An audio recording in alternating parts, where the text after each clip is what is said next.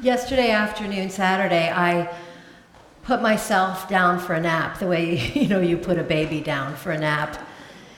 And I woke up 3 hours later, and I was shocked looking at the clock. But on a certain level, I wasn't surprised, because to be honest with myself, I had to realize it had been a terrible week, an exhausting and draining week. And I will assure you, it had nothing to do with ministry. It was not anything to do with church. Ministry was busy and lovely, as it always is. What it was is the story in the news about the Stanford swimmer and what he did to a woman who was unconscious one evening after they had both been at a party. A woman who released a profound and powerful victim impact statement that was widely shared by the media and on social media. In an online women's group that I'm part of and check in on kind of infrequently, a member asked, "Hey, are any of you feeling really triggered by this whole Stanford story?" And over the next couple of days, stories flooded in. I read every single one of them. There were, I think now there are close to 200 and hundreds of comments. I shared my own story. The magnitude of mutual support, respect, understanding, and sympathetic rage floored me. There are still stories being posted. It has been overwhelming, but also really important. Dennis Kelly, who wrote the book for the musical Matilda, which is about a little girl who finds refuge from her abusive home through the power of imagination and stories, wrote, "Denying stories is denying the most human part of being a human. Without stories, we're just eating machines with shoes." But you know what? True stories will break our hearts. They will make us furious. Even as we hold the faith that none of us are helpless in the face of carelessness and even evil and stupidity and harm. We're not helpless. But before we could imagine how to help heal the brokenness that we ourselves experience, that we hear about, and that we know is present in our world, we have to first be open to hear the truth about the suffering that is among us, and not to deflect the pain and say things like, "Oh, but most people are really good." Part of the reason we build spiritual strength through intentionally through our religious community is so that we can witness to the shameful things human beings do and not feel compelled to speak it away or say, "I can't handle hearing about it." Being present to a lot of truth that will make us angry.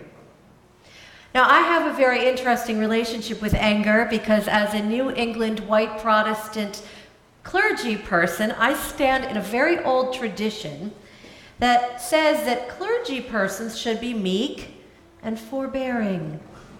Kind of milquetoasty a little bit, challenging but not too challenging, lest we offend the important leaders and big givers in the congregations. This goes way back to when people bought pews in our churches. Unitarian Universalism is a really interesting movement because we see ourselves as really radical, but actually our emotional culture in New England anyway is super establishment and very firmly located in white WASP Victorian norms. I've studied this clergy archetype for a long time as someone whose emotional culture in New England Protestantism is really outside the norm. My emotional culture is very New York Jewish. Much more irreverent, much more confrontational, the hands, I think about family, arguments, comfortable with heated arguments, and comfortable with anger. I can always find a way to work with my anger as long as I'm not being told it's wrong to feel it in the first place. And that's what occasionally happens. It can happen to any of us. People don't want to feel angry. It's a hard one to manage. And we don't want to feel, we don't want necessarily to be around people who are angry either. I think that's because anger can feel really frightening to be around if you don't know what someone's going to do with it. Religious communities have had traditionally a very difficult time with anger that comes with conflict, and so it gets buried, or the acting out gets really weird. Many of you may have been raised in religious communities and families even that didn't tolerate expressions of anger, seeing that as rebellion and needing it to be squelched. You know, you may have grown up hearing, well, if Sister Mary Catherine smacked your hand with a ruler, even though you don't think you did anything wrong, well, you better be a good boy and you listen to Sister Mary Catherine and obey the rules, even if they don't make sense to you. And that can happen in a lot of settings. That's just one example. It could be the rabbi. It could be anybody. God, in traditional religious communities, is the only one who is allowed to be wrathful. Well-behaved humans don't express it. And this is particularly a gendered issue. If you are a woman, you may have grown up hearing that, good girls don't get mad. As a consequence, many adults never learn how to express ourselves appropriately in private relationships or in community when we are angry, and we repress anger, or there are some who constantly indulge in it, and they become bullies in community, often without even realizing that they are doing so. We all have subjects that can trigger our righteous anger. That trigger may be personal. It could be that relative who just won't stop pushing your buttons through rude behavior or passive-aggressive behavior. It could be in an intimate partner relationship with your loved one who insults you and then says, no, you don't have the right to have your feelings about that hurt. It could be, as in Karen's story, a best friend who occasionally just lets loose with a really hurtful zinger for no reason, or a friend who judges everything you feed your children. You might have one of those. Most of us, because we're human, because we live among other humans, we have experiences of trauma that, when remembered, can throw us right back into a burning fury.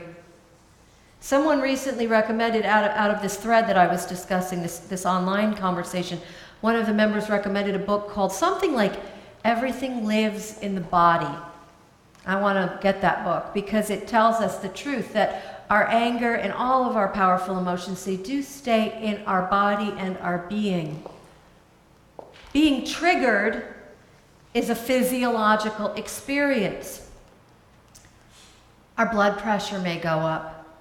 Our adrenaline surges as we experience a primal fight or flight response. Our mind might feel clouded, and we may feel physically impaired or clumsy. The other day, I wrote a check out to the UUA to fulfill a pledge to the Living Tradition Fund. I don't know what I did with it. I was in a fog.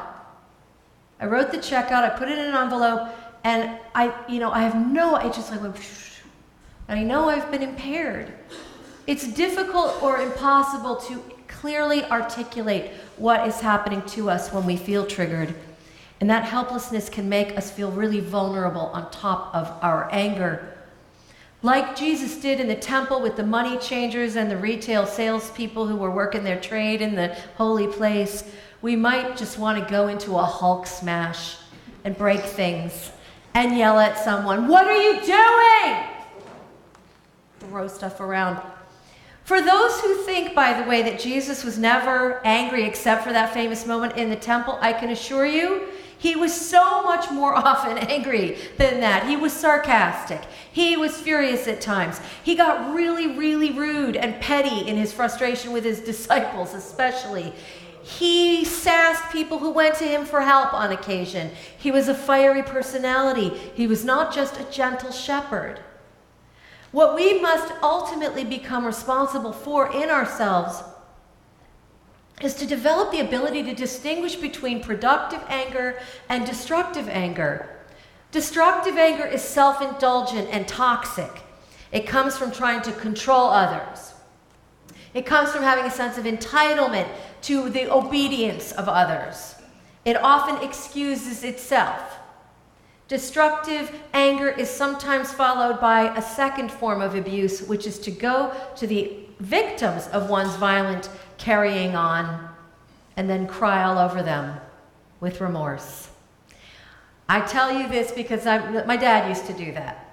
And that's a really bad parenting practice.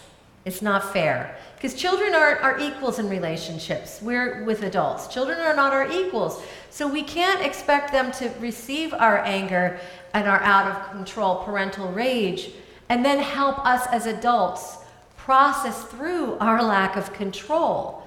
So we need sometimes to get help with that. And I say that with compassion because if anything can create anger, it's parenting. Of course it does. Those little maniacs, I know that. Being on the receiving end of destructive anger is traumatizing and paralyzing. In such anger, in the face of such anger, there's no room for discussion. There is no way to be seen whole. And there is no way to assert a boundary, such as, I can't discuss this until I've thought it through a little bit. Let's talk about it, this evening when I get home, or when you can.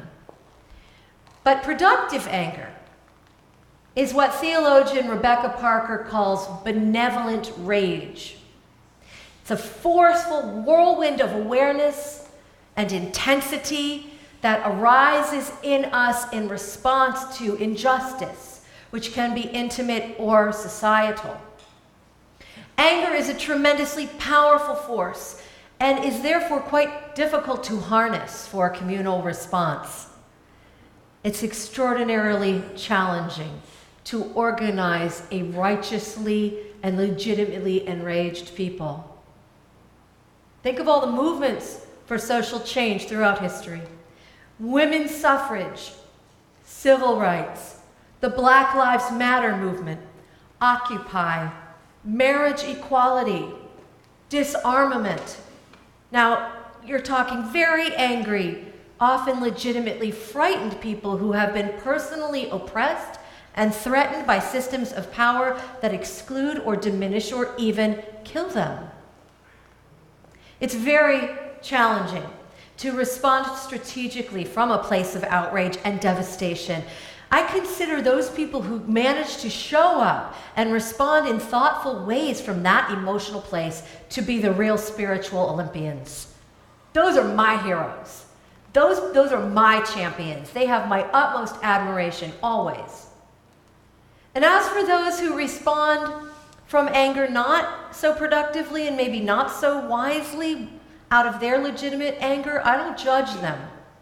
I remember Martin Luther King's admonition that, quote, "A riot is the language of the unheard," unquote. And I pray for them. I just hope everyone can stay safe and get through it fast. Minimal damage. Pray for them. It is not my place to tell someone else in an understandable rage what to do or how to behave. It is for me to show up where I can on their behalf and to be in solidarity with them, because you know what? God knows what I would be willing to burn down if pushed far enough. I've never been pushed that far. I want to ask every one of us, as part of our commitment to love and affirmation of the dignity of each individual, remember that even when we cannot personally relate to anger, and even when our own privileges or comforts may be sacrificed in the service of justice, responding to anger, that we never remain cool, critical observers, casting judgment on the angry, or making lofty suggestions about how they should channel their rage. There's tremendous pain and grief in anger, and we're called not to stay at a remove from it, but to share it. That's the root, that's what compassion means. With compassion, with pain. to understand it as best we can, to go where the conflict is and listen to or follow stories or reports written and reported not by supposedly unbiased observers, but by those who are experiencing the harm, whose lives are at stake. Compassion and solidarity are such important qualities to bring to places of anger in order to transform it, to help transform it from a raging fire to a life-giving force, a life-giving heat. In my 20s, not in the 1920s, I wasn't here yet, but in my 20s, just as I was experiencing the call to ministry out of a long-term relationship, I had a dream that I was walking down a wide, tree-lined avenue in a beautiful park, and it was dusk, so the light was dim and gentle. Right ahead of me was a little wading pool. It was evening and very quiet. As I approached the pool, a creature started rising out of it. I stood stock still in shock and terror. My heart was pounding. The creature had shining scales and a long neck, and as it folded itself out of the depths of the water, I stepped back and craned up my neck to behold what it was, and my God, it was a dragon. It was a dragon. She unfolded herself to her full height and looked at me with ancient serpent eyes. And I felt that she was both utterly magnificent and beautiful and worthy of my worshipful adoration, but also, boy oh boy, she was extremely dangerous. She looked at me and I looked at her. And she opened her wings a little bit, but didn't fully unfurl them. We had a mutual recognition. She saw me, and I saw her, and I understood that she simply needed to show me her full height and stature and fierce glory. And she needed me to understand that she belonged to me. And then I woke up. And I realized very quickly that that dragon was my anger. And I never saw her again, but I never forgot her. This morning, I awoke to the news that yet another American terrorist with guns went into one of our spaces of joy and celebration, a gay club in Orlando yesterday, this time, on Gay Pride Day, and murdered 20 beautiful, celebrating human beings. Many others were hospitalized with injuries, and many, many more will survive with internal injuries, invisible injuries to the heart, spirit, and emotions. I know that you join me in feeling fury, rage, anger. I know also that you will join me in trying to always channel our anger to fight the good fight against unfettered access to guns and against hatred and homophobia.